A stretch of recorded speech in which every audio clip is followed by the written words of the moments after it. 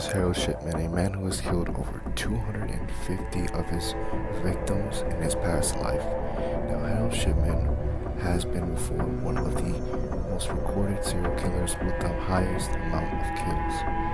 He has been known to be a doctor, and it's very, very, very bone-chilling on his interview. Okay, let's go. That's Elizabeth Pierce. The three ladies there. It's the elderly lady dressed in black. Benefit of the tape. Shipman's eyes are closed. Shipman refused to cooperate throughout. The detectives stuck with him, but he could barely disguise his boredom. Do you want to make any comment?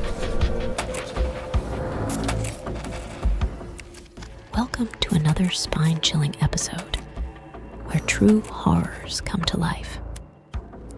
Today, we dive into the unsettling saga of the Silent Reaper, Dr. Death's terrifying legacy.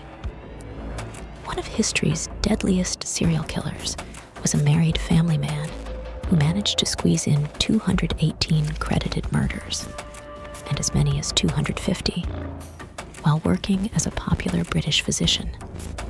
Harold Shipman began his murderous spree in 1972, and it's believed he killed at least 71 patients while working at his first practice, and doubled that number at a second practice he joined after butting heads with colleagues who found him arrogant, brusque, and overconfident. Finally, in 1998, both a local undertaker and another doctor noticed the unusually high number of cremation certificates Shipman had signed off on. They also noticed striking similarities in the recently deceased patients themselves. The majority were elderly women who were found sitting up and fully clothed, not in bed, as would usually be the case with the gravely ill. Despite these clues, this initial investigation was shoddily handled, allowing Shipman to kill 3 more times.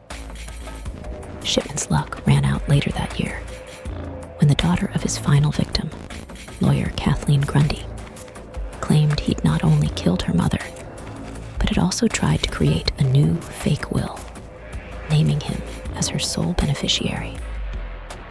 Unlike his earlier victims, Grundy had not been cremated, and an autopsy revealed lethally high levels of diamorphine, the drug Shipman used for most of the killings. He was formally charged with 15 murders and was convicted and sentenced to life without parole in 2000.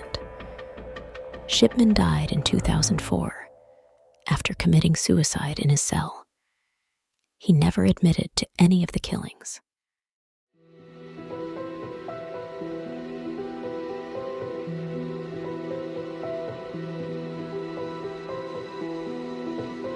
In December 1997, a relative of Kathleen Wagstaff delivered a Christmas present to Dr. Shipman's surgery, a bottle of gin. That was in the morning. In the afternoon, Dr. Shipman paid the 81-year-old Mrs. Wagstaff a visit, and there, said the Crown, he killed her. Harold Frederick Shipman was found guilty of killing 15 of his patients, making this apparently unremarkable 54-year-old GP the country's most prolific serial killer for at least 100 years. The judge said that the sheer wickedness of Shipman's crimes was shocking beyond belief. A GP who'd murdered not 1, not 2, but at least 15 of his patients. For such heinous crimes, life must mean life. Don't forget to subscribe and hit that notification bell for more bone-chilling tales. This is Mr. Nightmare, signing off. Sleep tight if you can.